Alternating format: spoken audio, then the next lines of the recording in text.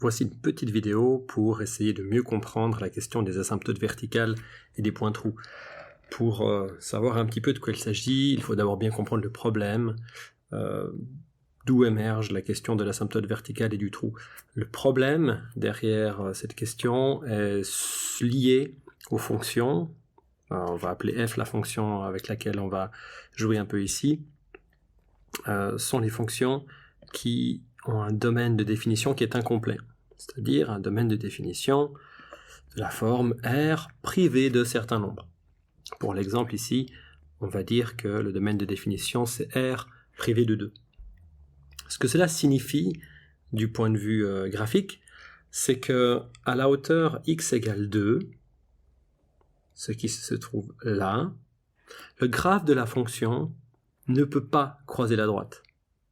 Parce que si le graphe croisait la droite comme ceci, alors on pourrait venir là et on lirait la valeur ici de f de 2. Mais ce nombre, f de 2, n'est pas défini, puisque précisément 2 n'est pas dans le domaine de définition de la fonction.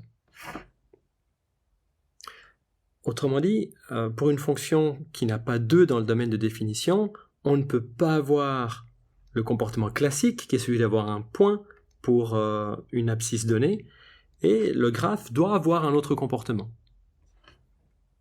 C'est en se demandant quel est cet autre comportement qu'on arrive naturellement aux asymptotes verticales et aux trous. Essayons de voir quels autres comportements la fonction pourrait avoir lorsqu'on se rapproche de 2. Le premier comportement est une fonction qui fait comme s'il n'y avait pas de problème. Le graphe s'approche de la droite x égale 2. On a vu qu'on ne peut pas avoir de point du graphe ici, sinon la fonction serait définie en 2.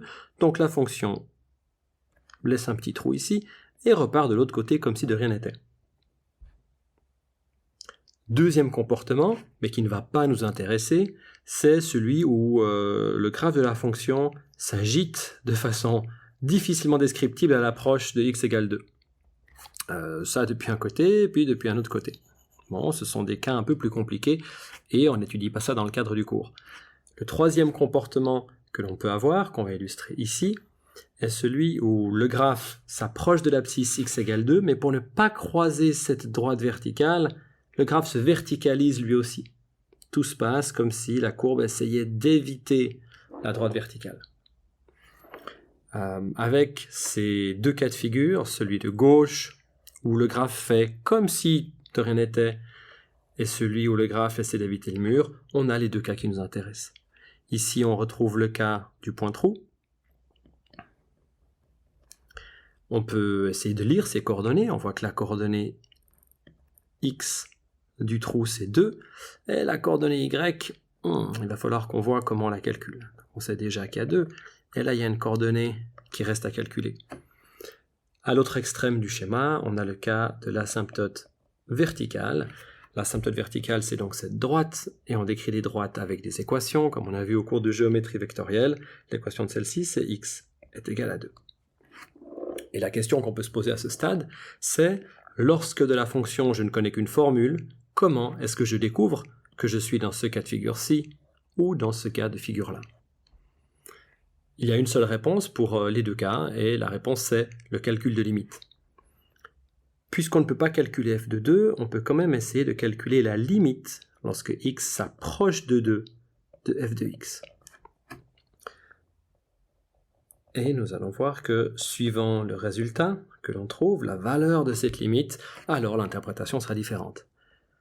Si je calcule la limite et que je tombe sur un nombre, alors je suis en train d'apprendre qu'à mesure que x s'approche de 2, c'est-à-dire lorsqu'on se déplace horizontalement comme ceci ou comme ceci, l'altitude du graphe qui est donnée par f de x doit s'approcher d'un certain nombre.